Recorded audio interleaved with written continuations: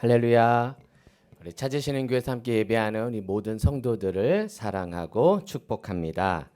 오늘은 본문을 중심으로 마태복음 강해 설교 첫 번째 시간으로 우리의 연약함보다 더 크신 하나님의 은혜, 우리의 연약함보다 더 크신 하나님의 은혜라는 제목으로 말씀을 전할 때 은혜 시간이 되시기를 축복합니다. 우리 서로 이렇게 인사하겠습니다. 성령의 사람이 됩시다. 성령의 사람이 됩시다. 우리 옆분단하고도 눈 인사하시면서 성령의 사람이 됩시다. 성령의 사람이 됩시다. 여러분, 성경에는 4개의 복음서가 있습니다. 몇 개의 복음서가 있다고요? 4개의 복음서. 자, 뭐부터 있죠? 한번 해볼까요? 마태복음, 그리고 마가복음, 누가복음, 요한복음, 김치볶음. 김치볶음은 아니고요. 네, 마태복음, 마가복음, 누가복음, 요한복음. 이 4권의 책이 있습니다. 교부 이레네오는 이런 얘기를 재미있는 얘기를 했어요. 땅에 동서남북이 있듯이 복음서도 넷으로 되어야만 했다라는 이야기를 합니다. 우리는 4권의 복음서를 통해서 예수님이 누구신지 배울 수가 있습니다. 여러분, 예수에 대한 기록이 복음서가 4권이 있다는 건 의미가 있습니다. 4권이 존재한다는 것은 다양한 관점을 통해 예수님을 배울 수 있다는 것이죠. 마태 공동체가 체험한 예수님, 마가 공동체가 체험한 예수님, 누가 공동체, 요한 공동체가 체험한 예수님의 기록들을 통해서 어느 한쪽으로 치우치지 않고 어느 한쪽으로 몰려있지 않은 아주 균형 잡힌 예수님에 대해서 배울 수가 있는 것이죠. 자, 그렇다면 각 복음서마다 예수를 누구로 표현하고 있는가? 간단하게 이렇게 좀 정리를 해볼 수 있습니다.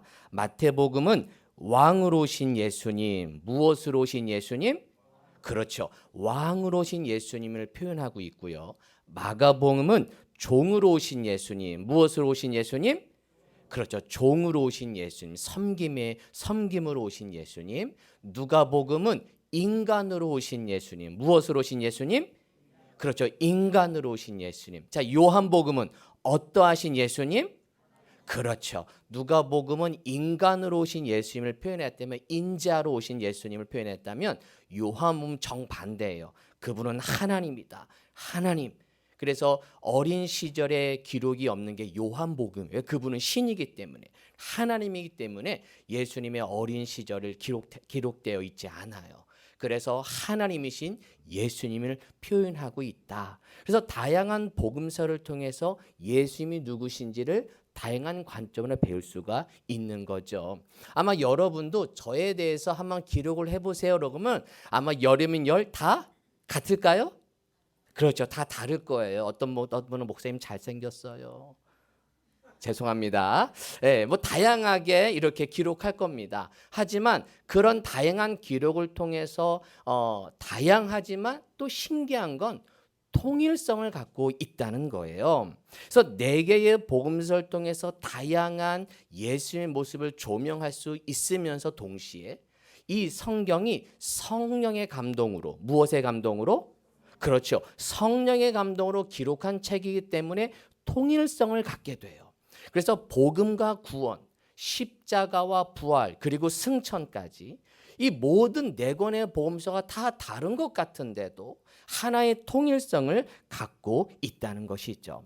그래서 하나님의 책이기 때문에, 성령의 책이기 때문에, 성령의 감동으로 기록한 책이기 때문에 다양한 사람들이 기록했지만 그 속에 하나의 통일성, 복음이라는 사건, 십자가 사건, 이게 하나의 통일성을 이루고 있다는 것입니다. 이 복음서 읽을 때마다 이 다양성과 통일성을 염두에 두고 성경을 읽을 때 여러분 건강한 신앙을 가질 수가 있게 됩니다. 자, 오늘부터 제가 마가복음 강해를 시작하려고 합니다. 목사님, 왜 마태복음을 왜 하십니까? 제가 마태복음을 하려고 하는데 왜 마태복음부터 시작하십니까? 라고 했을 때 제가 지금 현재 설교를 지금 새벽 기도를 구약에서부터 쫙 해가기 때문에 지금 전체 교회 분위기가 이 구약에서부터 좀 흘러내리고 있어요. 그러다 보니까 신약에 대한 말씀, 물론 제가 이제 구약을 설교하면서도 신약과 연결을 계속하고 있지만 왠지 신약 설교를 많이 못하는 것 같아서, 그래서 구약은 구약대로 새벽 기도와 제가 금요 기도에도 구약 새벽 기도 말씀 중에 좀 더 깊이 있게 구약을 전하고 있고, 물론 지금 수요 기도회 때는 제가 지명을 하면서 신약을 지명을 하고 있는데 곧 구약으로 넘어갈 거거든요. 그래서 아무래도 성경을 우리가 좀 접함에 있어서 너무 구약에만 몰려 있는 것 같아서 제가 주일날 설교는 강해를 마태복음을 한번 쫙 해 나가면서 이 복음서 중심으로 한번 나눠봐야 되겠다. 그래서 구약과 신약이 좀 균형을 좀 맞춰야 되겠다라고 싶어서 이 마태복음을 정했고요. 또 하나 더 중요한 건 뭐냐면 이 마태복음에는 별명이 있어요. 이 마태복음의 별명 뭐냐? 그리스도인들을 위한 신앙 교과서. 그리스도인들을 위한 신앙 교과서. 시작. 우리 학생들은 학교 가면 교과서를 받아요. 그렇죠. 교과서가 있고 참고서가 있죠. 교과서는 메인이에요. 그것이 기준인 거죠. 그래서 신약 성경 중에서 그리스도인들은 신앙 교과서, 기준이 되는 책이 뭐냐? 마태복음이라는 거예요. 자, 마태복음은 예수를 처음 믿는 사람에게 준 책이 아니에요. 그래서 그리스도인들을 위한, 이미 하나님을 알고 있는, 이미 모세의 오경을 외우고 있는, 이미 구약의 하나님을 믿고 있는 유대인들을 대상으로, 즉 우리로 말하면 이미 하나님을 알고 있고 고백하고 있는 신앙생활을 하고 있는 우리들에게 주신 이 마태복음은 그렇게 그 당시에 유대인들을 위한 그 책이었거든요. 그래서 유대인들, 즉 유대인 그리스도인들, 유대교에서 그리스도교로 개종한 사람들을 위한 신앙 교과서, 이제 개종을 한 거잖아요. 그러니까 그들을 위해서 그들의 구약만 알고 있었거든요. 모세 오경만 외웠거든요. 그들이 어떻게 신앙을 가질 것인가, 그리스도교로 전향하면서 어떤 신앙이 그리스도인답게 살아가는 것일까라는 것을 알려주는 그 교과서, 그게 뭐다? 마태복음이라는 겁니다. 그런 의미에서 우리들도, 우리 교회도 이 교과서가 하나 필요할 것 같아요. 그래서 예수 믿는 것이 어떤 모습인가, 어떻게 살아가야 되는가, 어떻게 말씀대로 살아가야 되는지를 이 마태복음을 통해서 함께 저와 주일마다 깊이 말씀을 나누도록 하겠습니다. 기대가 되십니까? 기대가 되십니까? 별로 기대하는 표정이 아닌 것 같아요. 기대가 되십니까? 기대가 돼야 제가 열심히 또 말씀 준비하죠. 할렐루야. 제가 마태복음 강의를 착 하면서 깊이 있게 또 하면서, 또 물론 제가 절기나 이런 거 할 때는 특별 예배를 할 때는 제가 이거 잠깐 접고, 또 강해 설교만 하면 또 약간 지루함이 있어요. 제가 주변 목사님들한테 이런 얘기할 때만 그 힌트를 주세요. 너무 강해 설교만 성도 좀 지루할 수가, 패턴이 비슷하거든요. 그래서 절기나 특별할 때는 좀 주제 설교를 간혹 하면 성도들이 설교에 그 매너리즘에 빠지지 않는다는 얘기를 하시더라고요. 그래서 요걸 기준으로 하다가 제가 특별한 절기일 때는 특별한 설교를 준비하도록 하겠습니다. 자, 첫 번째는 이 마태복음은 우리가 금방 성경을 읽었지만 이 계보, 족보로 시작합니다. 자, 마태복음 1장 1절 한번 읽어볼까요? 마태복음 1장 1절 시작. 아브라함과 다윗의 자손 예수 그리스도의 계보라. 자, 예수 그리스도의 계보라 하면서 이 마태복음은 예수 그리스도를 지금 소개함에 있어서 아브라함과 다윗의 자손, 아브라함과 다윗의 자손으로 소개하고 있습니다. 여러분, 한글 성경에서는 아브라함과 다윗의 자손이라고 하고 있지만 헬라어 원문에는요, 이 자손이라는 단어가 헬라어로 휘우라는 단어인데 단어가 하나만 있는 것이 아니라 두 개가 있어요. 그래서 아브라함의 자손, 다윗의 자손 이렇게 번역이 돼요. 근데 이거를 우리가 한글 번역을 할 때는 아브라함과 다윗의 자손으로 번역하지만 원래 헬라어 원어에는 아브라함의 자손, 다윗의 자손이다라고 하면서 이 다윗을, 이 자손을 강조하고 있는 것이죠. 그래서 아브라함의 자손이다라는 말은 뭐냐? 아브라함의 자손이라는 뜻은 하나님과 맺은 언약의 성취다. 하나님과 맺은 언약의 성취. 창세기 12장에 보면 하나님이 아브라함에게 나타나셔서 본토 친척 아비 집을 떠나라. 내가 너를 복이 되게 할 것이다. 복의 근원이 되게 할 것이다. 그렇죠? 개역 개정은 복이 될 것. 옛날 개역 한글은 복의 근원이 될 것이다. 우리 개역 개정은 복이 될 것이다. 이렇게 약속하셨죠. 결국 아브라함을 통해 모든 족속이 복을 받을 것임을 약속하셨죠. 결국 그 약속이 예수 그리스도를 통해서 성취될 것이다 라는 거예요. 아브라함을 통해 모든 복이 아브라함의 자손에게 임했듯이 예수의 자손은 예수를 통해서 구원의 복, 어떤 복? 구원의 복을 받을 것이다. 모든 백성의 구원의 복을 받을 것이다 라는 그 성취를 말해주고 있는 것입니다. 다윗의 자손이다 라는 말은, 다윗이란 뜻은 뭐예요? 메시아에 대한 언약의 성취를 뜻합니다. 사무엘하 7장에 보면 다윗과 이런 약속을 하세요. 내 몸에서 내 씨를 내 뒤에 세워 그의 나라를 견고하게 하리라. 견고하게 하리라 라고 하면서 결국 다윗의 후손을 통해 메시아, 이 나라의 메시아를 너에게 허락하겠다. 그 약속을 주시지 않습니까? 결국 약속이 다윗의 자손 예수를 통해 그 메시아에 대한 언약이 성취될 것이다 라는 것을 말해주고 있는 것이죠. 정리하면 이거죠. 마태복음 1장 1절을 통해 유대인 너희들 잘 들어봐. 너희들 기다렸던 그 아브라함의 자손, 다윗의 자손, 그 메시아가 바로 예수님이야. 메시아가 누구라고요? 예수님이야. 예수 그리스도야 라는 것을 이 족보를 통해 지금 증명하고 있는 것이죠. 자, 본문을 좀 깊이 보면 오늘 본문 마태복음 1장의 이 예수님의 족보와 여러분 창세기 5장에 보면 아담의 족보가 나와요. 아담의 계보. 그런데 창세기 5장은 아담의 계보는 뭐냐면 죽고의 역사예요. 죽고의 역사. 그래서 창세기 5장 5절 8절 보면 그는 930세를 살고 죽었더라. 아담 이야기거든요. 8절 셋은 그는 912세를 살고 죽었더라. 그래서 이 창세기 5장의 아담의 족보는 죽고의 역사, 죽었더라의 역사예요. 몇 세까지 살고 죽었더라. 몇 세까지 살고 죽었더라. 죽고의 역사예요. 근데 마태복음 1장은 보세요. 1장 2절에 보니까 아브라함이 이삭을 낳고 이삭은 야곱은 유다와 그의 형제들을 낳고 할렐루야. 별로 감동이 없으시네. 낳고 이 낳고의 역사라는 거예요. 그래서 이 1장 1절에 17절까지 낳고가 39번 반복이 됩니다. 우리에게 주시는 메시지가 뭐예요? 예수 밖에 있는 사람들은 죽고의 역사지만 예수 안에 있는 사람들, 예수 그리스도 안에 있는 사람은 살고의 역사를 살아갈 것이다. 할렐루야.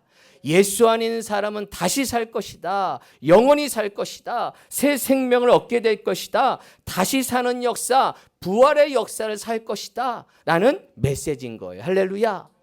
우리는 낳고의 역사를 살아가는 우리 성도 되시기를 축복합니다.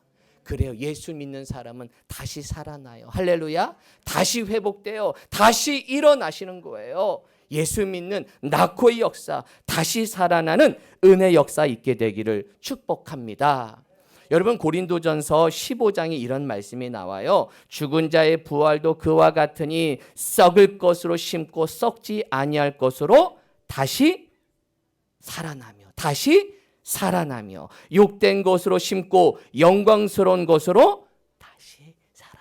좀 맞춰주셔야지. 다시 욕된 것으로 심고 영광스러운 것으로 다시 살아나며 약한 것으로 심고 강한 것으로 다시 살아나며 육의 몸으로 심고 신령한 몸으로 다시 살아나나니. 할렐루야.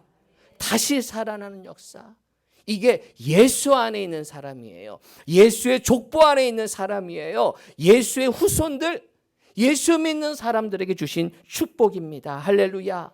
오늘도 예배 가운데 다시 살아나는 역사가 있게 되기를 축복합니다. 다시 일어나는 역사, 다시 회복되는 역사. 목사님 어제 너무 힘들었어요. 이번 한 주간에 너무 지쳤어요. 하지만 오늘 예배를 통해서 내가 다시 살아나겠습니다. 내가 다시 일어나겠습니다. 다시 일어나는 믿음의 역사 있게 되기를 축복합니다.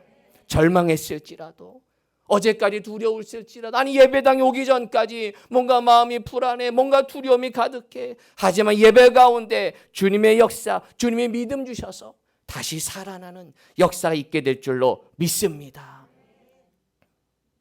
그래서 이 족보는요, 신혼부부가 읽어야 돼요. 낳고. 우리 교회는 신혼부부가 아직 없어. 비록 신혼부부가 없을지라도 우리 교회 영적인 새가족, 믿음의 새가족들이 많아지는 우리 교회가 될 줄로 믿습니다. 그래서 믿음의 새가족들, 교회 처음 나오는 새가족들, 영혼들이 많아지는 우리가 되기를 축복합니다. 그래서 영혼들이 살아나는 교회, 새가족들이 살아나는 교회, 믿음으로 살아나는 우리 교회가 될 줄로 믿습니다. 지난주 금요기도회 때 한 여성 청년이 교회를 온 거예요. 금요기도회 때. 그래서 예배 전에 와 앉아 있는 거예요. 그래서 내심 기대를 했죠. 근데 예배 전에 도망갔어요. 도망갔어. 왜 도망갔을까요? 우리 교인이 없어요. 우리 교인이. 저 같아도 도망가겠어요. 저 같아도. 왜? 내가 어느 교회 방문했는데 나밖에 없어. 그러면 누가 교회를 있겠어요? 쑥스럽죠. 물론 우리 찬양팀이 좀 있었지만. 그러면서 제가 드는 생각은 우리 교회가 다른 건 못해도 여러분 따라해 봅시다. 예배 참석이 전도이다. 예배 참석이 전도이다. 시작. 예배 참석이. 여러분 어디 가서 전도 안 해도 돼요. 그냥 예배만 오세요. 할렐루야. 담임 목사 마음 좋죠? 전도하지 말래. 전도 안 해도 괜찮아. 예배 참석이 뭐다? 전도예요. 할렐루야. 사실은 주일날은 우리 교회 주일날 잘 오셔. 그래도. 근데 죄송하지만 그래도 수요 기도회 때, 금요 기도회 때 방문자들이 간혹 있어요. 왜냐하면 주일날은 그래도 아직은 이렇게 본교회 섬기다가 이사를 왔거나 교회가 어떤가 찾는 분들이 많거든요. 물론 뭐 새가족들도 좋지만 사실 아직 한국 교회는 수평 이동이 없는 게 아니에요. 또 그걸 또 막을 수도 없어요. 그래서 우리 교회 같은 경우는 좀 일꾼도 와야 돼요. 그래서 여러분들이 예배에 잘 참여하는 것도, 왔을 때 그래도 넉넉하고 사람들이 많고 그러면 이분이 낯설지 않아. 교회가 살아있는 교회네. 주일날 이게 많이 있는데, 근데 나머지 수요 금요 기도회 때는 왔는데 이 교회는 뭐 안 되는 교회인가 보다 하고 그냥 나가시더라고요. 마음이 참 아팠어요. 여러분 예배 참석이 전도임을 믿고 예배 참석하기를 축복합니다. 서로 인사합시다. 성도님, 예배 참석이 전도랍니다. 시작. 한 번 더 인사하세요. 너나 잘하세요. 너나 잘하세요. 할렐루야. 나코의 역사가 우리 교회의 역사가 되기를 축복합니다. 자, 그리스도의 계보에 또 재미있는 사실은 뭐냐면요. 이 마태복음 이 족보를 잘 보니까 이 조직을 나눠서 단계를 나눴는데, 자 1장 17절에 보니까 이렇게 말씀하죠. 모든 대수가 아브라함부터 다윗까지 14대요. 다윗부터 바벨론으로 사로잡혀 갈 때까지 14대요. 바벨론으로 사로잡혀 간 후부터 그리스도까지 14대더라라고 하면서 14로 이 세 단계로 구약을 정리했다는 게 중요해요. 이 마태복음도, 이 마태 공동체도 구약을 이렇게 딱 세 개로 정리해서 말씀을 공부한 것이죠. 뭐 요걸 우리가 통성경으로 연결하면 이거겠죠. 모세오경이 이제 1단계 약속의 시간, 그렇죠. 그리고 왕정 500년이 다윗과 바벨론, 좀 약간의 차이가 있지만 또 바벨론이 그리스도까지 페르시아 7권과 또 신구약 중간사까지 포함이 되겠죠. 그래서 이 나름대로 약속의 시간, 시대, 비극의 시대, 은혜 시대를 나름대로 족보로 정리하고 있다는 것입니다. 그래서 1단계는 뭐예요? 아브라함부터 다윗의 시대예요. 이 아브라함의 약속이 결국은 시대를 흘러서 다윗 때 가장 왕성한 나라를 이루는 거거든요. 가장 왕성한 나라를 이루는. 그래서 다윗 때 가장 그 나라의 부강한 그리고 아주 위대한 이 다윗 왕 아니겠습니까? 그러나 2단계 시대가 오죠. 다윗 이후부터 그들이 타락을 합니다. 우상 숭배합니다. 하나님을 멀어지면서 결국은 그들에게 나라가 멸망하게 되고 결국 비극의 시대가 되죠. 그래서 바벨론 시대 그리고 페르시아 포로 시대가 되죠. 하지만 그 비극의 시대였지만 그 바벨론의 시대 그 페르시아 시대였지만 결국 하나님은 그들에게 꿈을 심어주세요. 3단계는 꿈을 심어주는 단계예요. 우리가 포로 시대를 생각하면 망한 시대로 생각하는데 그렇지 않아요. 포로 시대야말로 진짜 역사예요. 진짜 포로 시대야말로 하나님이 소망을 주는 시대예요. 그래서 그들에게 수많은 예언자를 통해서 그들에게 특히 이제 에스겔과 다니엘 뭐예요? 이들이 그 바벨론 포로 시대 그 예언자를 통해서 성전을 보잖아요. 막 성전에 물이 차는 걸 보잖아요. 뭐예요? 회복을 보는 거예요. 회복을 보는 거예요. 너희가 지금 보는 이 땅이 전부가 아니다. 하나님 회복시켜 줄 것이다. 예레미야를 통해 70년 후에 너희가 다시 돌아올 것이다. 꿈을 심어주는 겁니다. 예. 그러면서 결국 마지막 그리스도를 통하여 그 아브라함과 한 그 약속이 그리스도를 통하여 성취될 것이다. 은혜 시대가 올 것이다. 라는 것을 보여주고 있는 거예요. 할렐루야.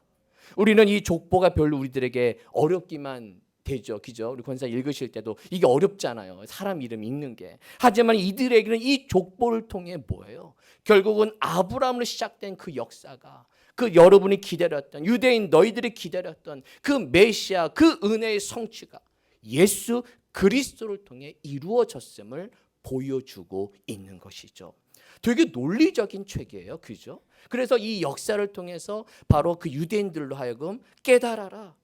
너희들이 지금 배운 거잖아. 너희들이 알고 있는 내용이잖아. 그러면서 시대를 정리를 하고 있는 것이죠.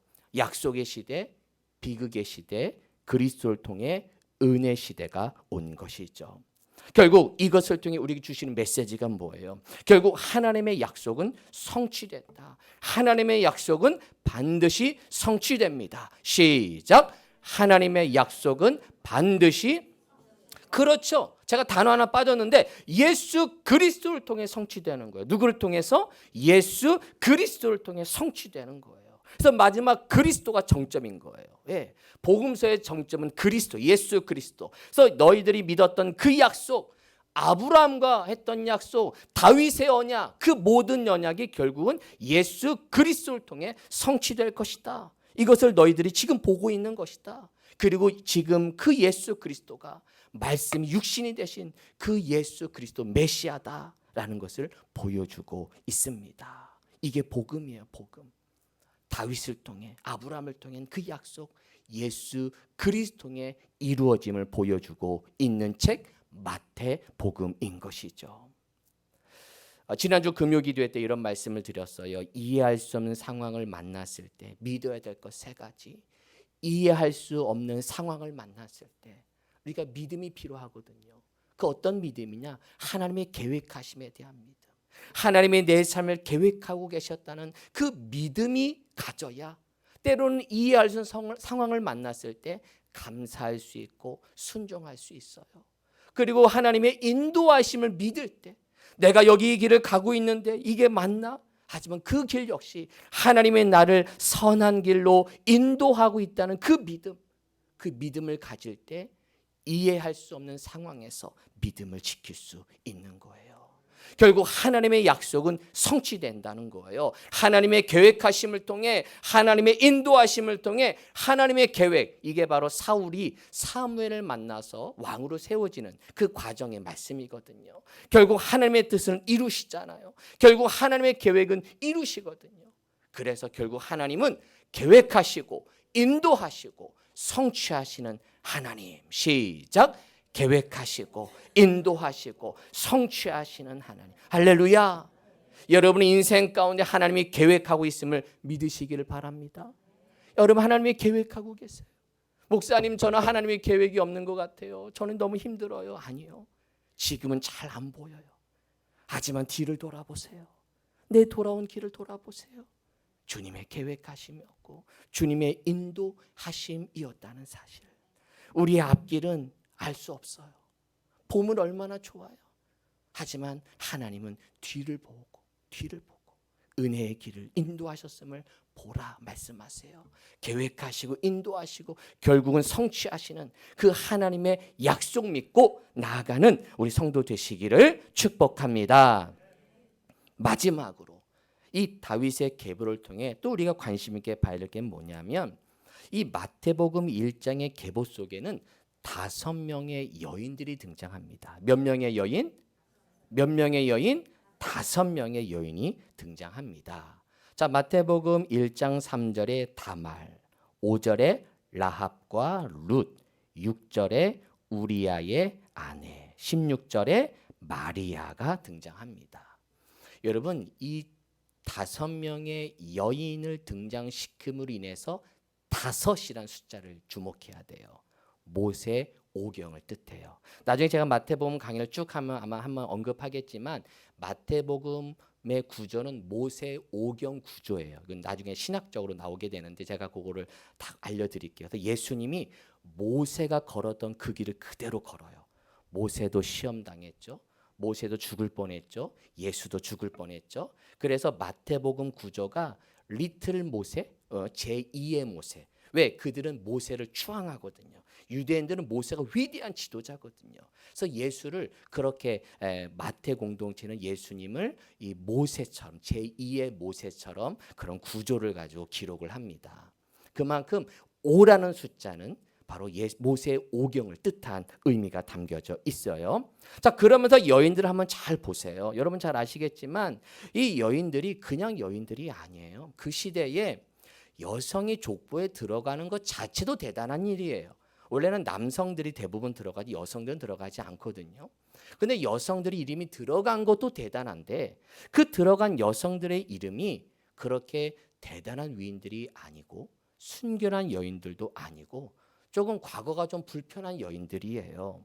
다말, 시아버지 유다와 관계에서 아이를 낳은 그런 여성이죠. 라합, 이방 여인, 그죠? 흔히 뭐 여리고 수행의 기생이다라는 표현도 하듯이 조금 낮은 여인입니다. 이방 여인이죠. 룻 역시 모함 여인, 이방 여인이죠. 넷째, 우리아의 아내. 또 다른 이름은 뭐가 있어요? 그렇죠. 밧세바. 근데 재미있게 성경은 밧세바에게서 솔로몬을 낳고가 아니라 우리아의 아내, 우리아의 아내라고 얘기해요. 뭐예요? 우리아의 아내, 남편에 있는 여인이 다윗을 통해서 솔로몬을 낳았다는 거예요. 결국은 불륜의 지적을 하고 있는 것이죠. 과거를 드러내고 있는 것이죠. 마리아, 그 당시에 동정녀 탄생을 믿지 않았던 그 유대인들은 이 마리아를 부도덕한 여인으로 보았습니다. 그래서 마태복음은 남성 중심이에요. 그래서 요셉이 천사가 요셉에게 나타나서 그 이제 아이를 낳을 것이다 말씀하잖아요. 근데 누가복음에서는 마리아에게 천사가 나타나요. 그래서 누가복음은 약간 여성을 조금 더 높여준다면 이 마태복음 유대인들은 랍비는요 남성만 랍비가 된다 그래요. 그만큼 남성 중심이기 때문에 이 족보도 남성 중심, 요셉 중심이에요. 어쨌든 이 마리아도 그렇게 조금 그 당시에 좀 부도덕한 여인으로 보았다는 거죠. 결국 이렇게 그 당시에 대단하지 않은 여인, 이런 여인들이 좀 과거에 흠이 있는 여인들이 왜 이 족보에 들어갔을까? 왜 족보에 넣었을까? 아니 저 같으면 싹 빼도 괜찮을 것 같은데 그렇죠? 예수를 좀 높여주려면 그래도 예수님이 너희들이 믿는 예수님이 괜찮은 예수님이야라고 할 때 저런 이야기 싹 빼주면 좋잖아요. 그렇죠? 아유 뭐야 이런 여인도 있네요. 누가 그럴 수 있잖아요. 예수님 보니까 이 여인도 들어갔네요. 이러니 어떻게 조상이 이런 사람에 의해서 누가 예수가 뭐 대단한 사람 이러면서 또 나쁘게 볼 수도 있잖아요. 그런데 결국 이렇게 이런 여인들이 들어간 이유를 통해서 우리에게 주시는 메시지가 뭐예요? 우리의 연약함보다 더 크신 하나님의 은혜. 우리의 연약함보다 더 크신 하나님의 은혜. 시작. 우리의 연약함보다 더 크신 하나님의 은혜를 말해주고 있는 거예요. 그렇게 부족한 인간이지만, 흠이 있는 사람이지만 예수님은 그 흠 있는 그 자손이라는 거죠. 인간 자신을 높이지 않으세요. 예수님 스스로 높이지 않으세요. 높였으면 그걸 다 삭제했겠죠. 좋은 얘기만 넣겠죠. 하지만 우리아의 아내 다윗에 대해서도 공정하게, 다윗도 인간이야, 다윗도 인간이야, 이런 죄를 범한 사람이야 얘기 나와요. 여러분 그거 아세요? 역대상하는 다윗이 밧세바를 범한 사건이 기록이 안 나와요.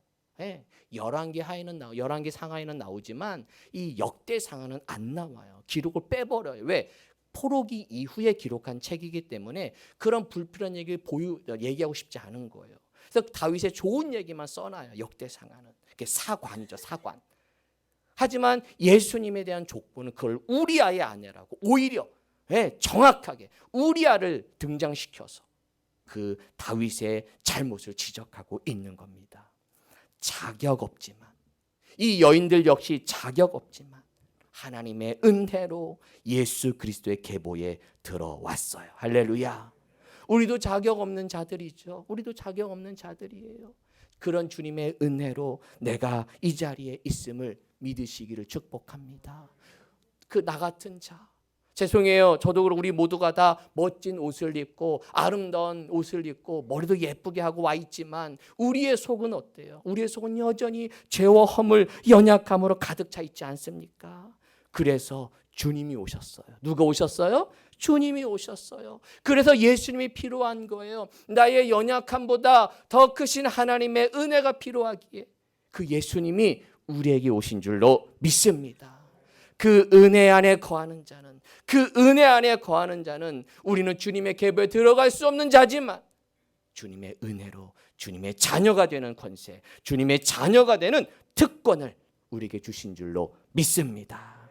할렐루야. 사사기를 공부할 때 제가 몇 번 강조했죠. 사사기도 이 역사예요. 사사기를 쫙 읽어보면 얼마나 그들이 타락합니까? 계속 반복해서 죄를 짓고 그러나 그때마다 하나님은 은혜를 베풀어 주셔서 사사들을 동원시켜서 그들을 해방시켜 주시죠. 근데 그 사사들마저 타락해요. 사사기는 사사가 높여지는 게 아니에요. 사사의 아주 민낯을 다 보여줘요. 마지막 사사 삼손, 사사기에 나오는 삼손, 얼마나 타락한 사사입니까? 하지만 그 연약함 통해서도 하나님은 일하세요. 그런 삼손을 통해서도 블레셋을 심판하세요. 하나님의 뜻을 이루세요. 다시 머리를 자라게 함으로 다시 기회를 주세요. 크신 하나님의 은혜를 보는 거예요. 사랑하는 성도 여러분, 우리의 연약함 보지 말고 그 크신 하나님의 은혜를 바라보기를 축복합니다. 그 크신 하나님의 은혜를 갖고 나아가기를 축복합니다. 할렐루야. 여러분 성도님들 바라볼 때도 그분의 연약함 보지 마세요. 그분의 은혜를 보세요. 할렐루야. 성도를 바라보면서 아유 아무개 성도 저러네 그렇게 하지 마세요. 그 연약함보다 더 크신 하나님의 은혜가 있음을 기억하세요. 나도 그런 은혜 받았잖아요. 나도 그런 은혜로 여기 있잖아요. 우리는 그 은혜로 여기 있는 거예요. 할렐루야. 연약함 보지 마시고 그 뒤에 하나님의 크신 은혜. 와 저런 성도님이 믿음 생활하시네. 저렇게 변화되시네. 저렇게 치유하시네. 회복하시네. 그 하나님의 크신 은혜를 믿고 나아가는 우리 성도 되시기를 축복합니다. 말씀을 정리합니다. 이 마태복음은 그리스도인들을 위한 신앙 교과서다. 그래서 마태복음을 통해 앞으로 계속 강해 나가겠지만 어떻게 살아가야 될지, 은혜가 무엇인지 실제로 사실은 행함을 강조한 책이 마태복음이에요. 우리는 흔히 이제 행함이다 그러면 야고보스를 뜻하는데 아니에요. 가장 깊이 있는 책이 마태복음이에요. 특히 산상수훈. 나중에 이제 산상수훈 공부하게 되겠지만 산상수훈이야말로 행함을 강조하는 율법을 강조하고 믿음으로 사는 걸 강조하는 게 마태복음이에요. 그래서 어떻게 살아가야 할지를 보여주는 교과서다. 죽고의 역사가 아니라 낳고의 역사로 살아가자. 우리 성도들 낙후의 역사, 새 생명 넣는 역사가 일어나기를 축복합니다. 계획하시고 인도하시고 성취하시는 하나님, 결국 하나님의 뜻을 이루시고 하나님의 역사를 이루시는 하나님, 연약함보다 더 크신 하나님의 은혜를 믿고 이번 한 주간도 살아가는 우리 모든 성도 되시기를 주님의 이름으로 축원합니다. 아멘. 기도하겠습니다. 하나님 감사합니다. 우리의 연약함보다 더 크신 하나님의 은혜를 기억합니다. 오늘도 그 은혜 힘입어 나왔습니다. 그 은혜 힘입어 나아가겠습니다. 우리 찾으시는 교회 모든 성도들 축복하여 주셔서 계획하시고 인도하시고 성취하시는 하나님을 믿고 낙후의 역사를 통해 날마다 다시 일어나게 하시고 다시 살아나게 하시고 다시 믿음으로 살아가는 그리스도인들 다 될 수 있도록 축복하여 주옵소서. 예수님의 이름으로 기도하옵나이다. 아멘.